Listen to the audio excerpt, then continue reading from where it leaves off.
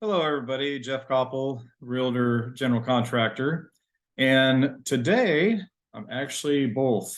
So as you know, when I'm both contractor and realtor, I put the hat on backwards. So today's topic, there's something interesting going on in the news right now. Basically, there was a transaction that happened here in Texas where someone was selling a home. And what they had done, since they had little kids that tended to be climbers on the furniture, what the parents had done is gone through and attached a lot of furniture to the walls. So as a consequence, what happened is when the buyer got to closing, they realized a lot of the stuff that was attached to the walls had been removed from the house.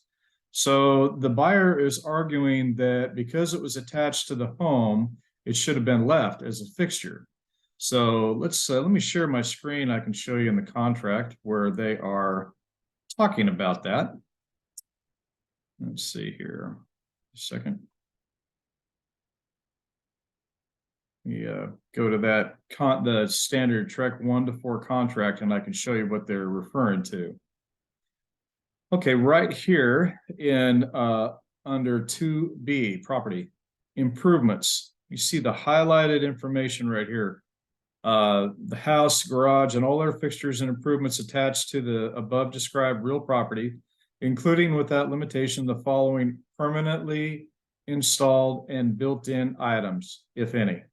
Okay, so that's the argument that they're coming up with, that because these things were attached, then they should have been included in the home. So I thought from a contractor's perspective, let's go ahead and take a look at an example of a permanently attached piece of furniture versus a non-permanent attached, and then what defines each. In my opinion, as a general contractor, someone that's built houses for years and years, installed custom cabinetry, custom furniture. I can show you some examples here. So let me take you over here to let's see here. All right. Okay, here's an example of a built-in piece of furniture. I built this a few years ago for a client, and it was, to look like a piece of furniture, but it is permanently attached to the home. So a couple of ways you can tell that this is a permanently attached piece of furniture is look at the crown molding at the top. See how the crown molding dies into the wall, and the trim also dies into the wall. And if you look all the way down the cabinet, then you'll see that the base molding runs into the molding of the cabinet. So this is definitely a permanently attached piece of furniture. Okay. Now let's look at an example of non-permanent attached furniture.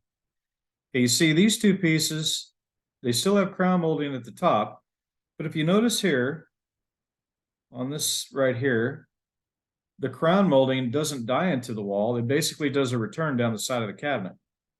And if you look down here at the bottom, you can see that the base molding of the cabinet doesn't kill into the base molding of the home.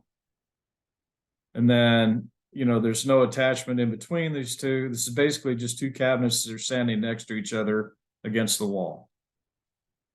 So when you're installing anti-tip devices in a home, this is typically what you see on the back of like a dresser or things like that.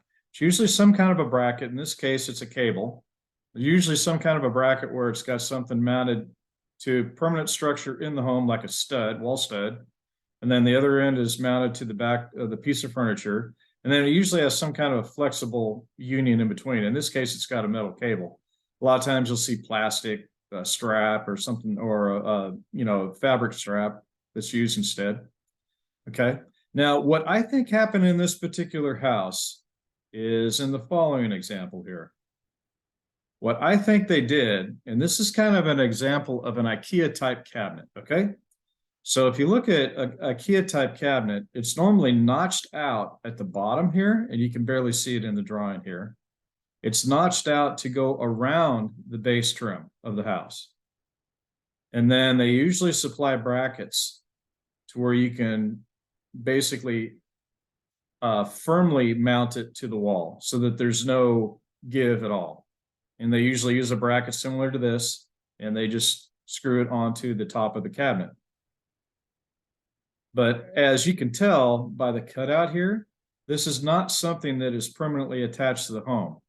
To remove this, basically you would just have to fill a couple of drywall holes, and that's it. Then you can take the cabinet away.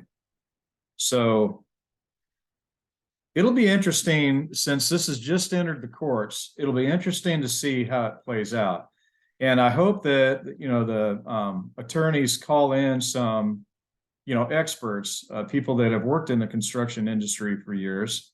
And hey, I'm hanging my hat out. I'd be willing to testify. But again, I think if you're going to install those devices because you've got young kids in the house, it's a good idea. But just remember, when you go to sell the home, make sure, number one, that you put all the items that you want to take with you in the exclusions list of the contract. Okay. And I can go back to that. Let's see. Go back to the exclusions here. Just a minute. I'll share my screen with the contract again, and then we'll go back to exclusions.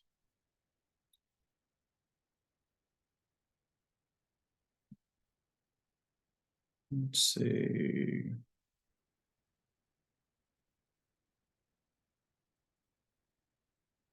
Of course, it's going to take me a minute to find it just because I'm trying to show you. It's back up toward the top. That's right.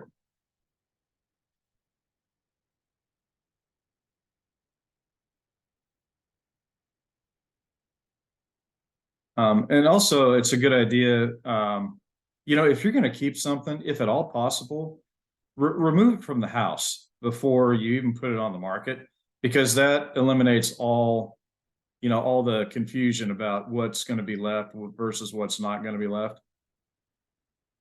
So.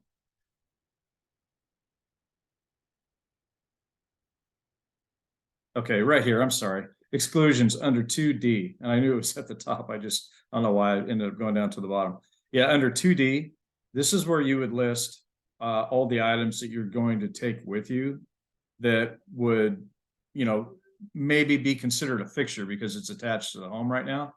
And this doesn't give you a lot of space right here, but you can always, put in here "see attached" and then have a supplemental document as well. So anyway, but the best thing is if you're wanting to keep things that might be attached to the home now, best thing is to remove them before you even start showing the house. But definitely, if it's not convenient to remove them, definitely have your realtor put it on the listing exclusions and also on any contract that you accept from the buyer. That will eliminate a whole lot of confusion later. So, well, I hope this has been of use to you today. And like I've always say at the end of my videos, if you have ideas for videos, please send them to jeffkoppel@gmail.com. And if you're looking for a realtor with 20 plus years of construction experience here in Texas and about another 15 in other states, I'd love to work with you. I represent buyers and sellers of real estate. So, and in addition to that too, I've also got about 15 years of investment experience myself. So love to hear from you. Again, you can reach me at jeffkoppel@gmail.com. And thanks for watching, and see you on the next one.